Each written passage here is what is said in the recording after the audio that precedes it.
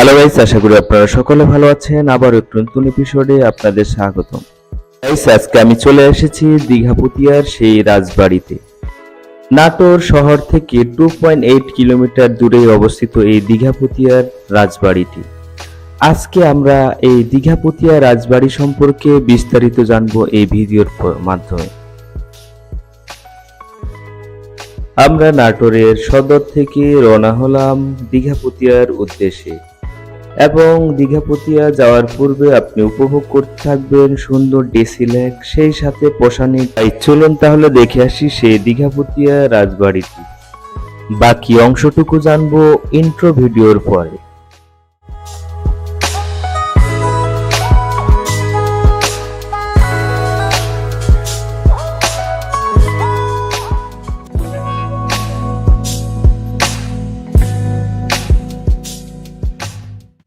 দীঘাপুতিয়া রাজবাড়ি 18 শতকে নির্মিত দীঘাপুতিয়া মহারাজাদের বাসস্থান।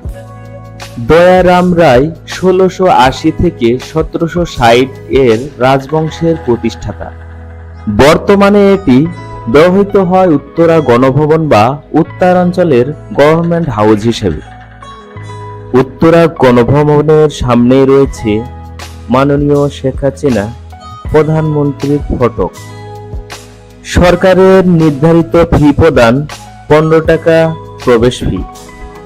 সকাল 10টা থেকে বিকাল 5টা পর্যন্ত এই গণভবনের প্রবেশের অনুমোদন রয়েছে।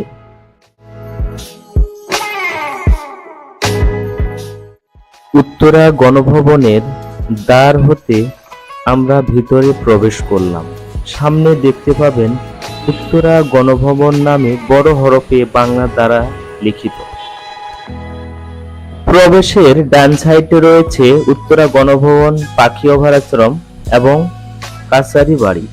সময় স্বল্পতার কারণে আমরা পাখি অভয়ারণ্যে প্রবেশ করতে পারিনি। এই কাছারি বাড়িটি ছিল রাজাদের রাজস্ব আদায়ের ঘর।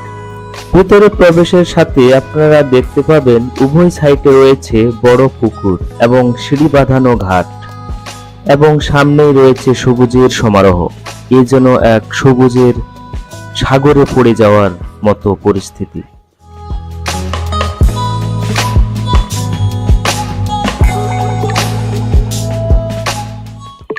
রাজকুমার ভবন এবং জেলখানার সামনে রয়েছে একটি গোল চত্বর।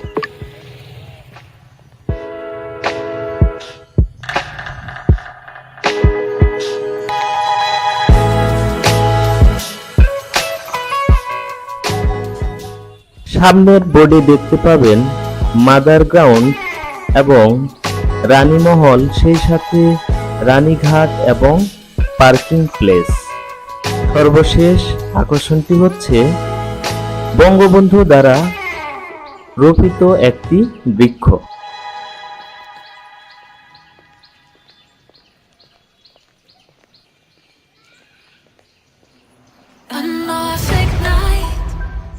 ক্রাউন মাদার হাউসটি সেই সময়ে পুরাতন যে সকল রানীরা এবং রাজারা বৃদ্ধ হয়ে যেত তাদের জন্য এই ভবনটি বরাদ্দ ছিল এবং 1897 সালে ভূমিকম্পে এই ভবনটি সম্পূর্ণভাবে নষ্ট হয়ে যায় এবং প্রমোদনাথ রায় ষষ্ঠ রাজা এই ভবনটি 1873 থেকে 1925 সাল পর্যন্ত পুনর্নির্মাণ করেন।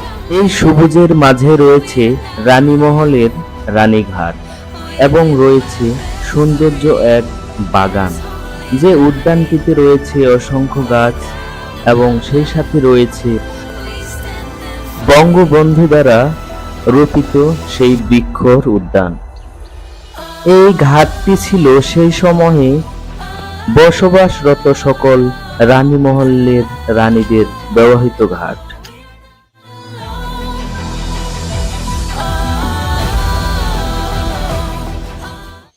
অন্যান্য যে সকল ঘাটগুলো রয়েছে সেগুলো পরবর্তী সময়ে নির্মাণ করা হয়েছে।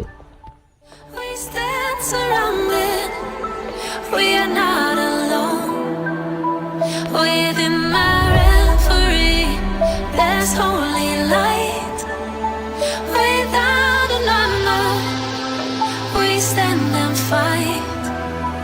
And love ignite. The world is cold. We stand surrounded. We are not alone. Within my reverie, there's holy light. এই গাছটি বঙ্গবন্ধু তার স্বহস্তে We are not alone.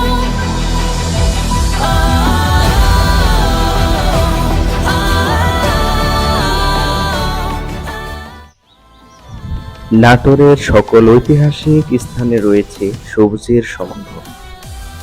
Jibanananda সত্যি অবাক হয়েছিলেন এই নাটোরের সৌন্দর্যকে দেখে। রানীমহলের ঘাটের পূর্বে তৈরি করা হয়েছে মিনি চিড়িয়াখানা।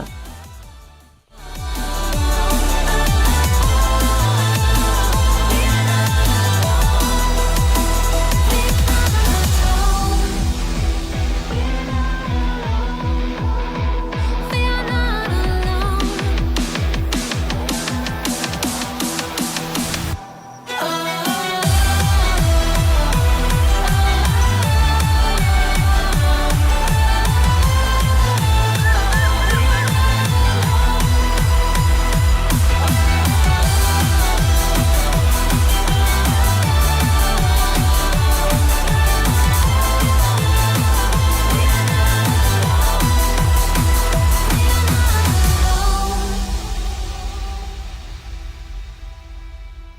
And love ignite. The world is cold. We stand surrounded. We are not alone. Within my reverie, there's holy light. Without a number, we stand and fight. আমরা মিনি চিড়িয়াখানা থেকে বের হয়ে কুমার ভবনের দিকে হাঁটা শুরু করলাম। সামনে যে বিল্ডিংটি দেখা যাচ্ছে সেই বিল্ডিংটি কুমার ভবন এবং নিচতলায় রয়েছে। 1897 সালে সেই ভূমিকম্পে অনেক জমিদারি এবং অনেক রাজভবনই ভেঙে পড়েছিল, যেগুলো পরবর্তীতে পুনর্নির্মাণ করা হয়েছিল।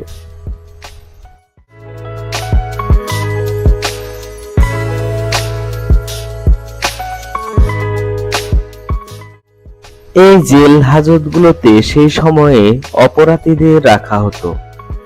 এখন বর্তমানে সরকারের বিভিন্ন কারুকার্যিক বস্তুগুলো এখানে রাখা হয়ে থাকে।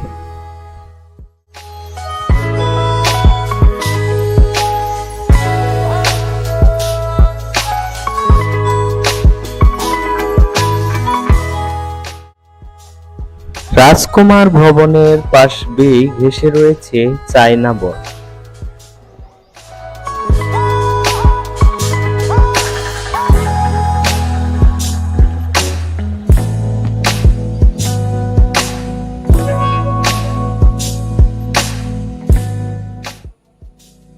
কুমার ভবনের পাশে রয়েছে সংগ্রহশালা। রাজবাড়িতে ব্যবহৃত সকল আসবাবপত্র, বাসনকোসন, পোশাকপত্র এবং সেই সাথে সর্বত্র ব্যবহৃত পান্ডুলিপিগুলো এখানে সংরক্ষণ করে রাখা হয়েছে।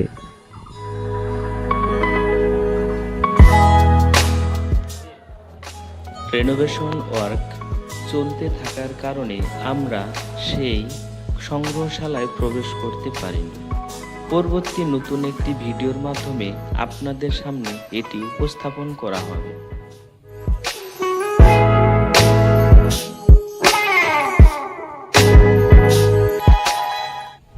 আমরা এখন চলে আসলাম দীঘাপতিয়ার মূল যে প্রাসাদ রয়েছে সেটিতে। প্রাসাদের সামনেই রয়েছে দয়ারাম রায়ের সেই মাটির ভাস্কর্য। 43 একর ভূমির উপরে বিস্তীর্ণ রয়েছে এই দীঘাপতিয়ার রাজবাড়িটি। 1897 সালে ভূমিকম্পে মূল প্রাসাদটিও ধ্বংসপ্রাপ্ত হয়। আইন প্রণয়নের মাধ্যমে জমিদারি প্রথা উচ্ছেদের ফলে রাজ পরিবার এটি ছেড়ে কলকাতায় চলে যায়। পাকিস্তান সরকার 1966 সালে এই রাজবাড়ি অধিগ্রহণ করে এবং 1967 সালে পাকিস্তান সরকার এটিকে গভর্নর 1972 সালের 9 ফেব্রুয়ারি জাতির জনক বঙ্গবন্ধু শেখ মুজিবুর রহমান এই বাড়িটিকে গভর্নর হাউস থেকে উত্তরা গণভবন হিসেবে ঘোষণা করেন।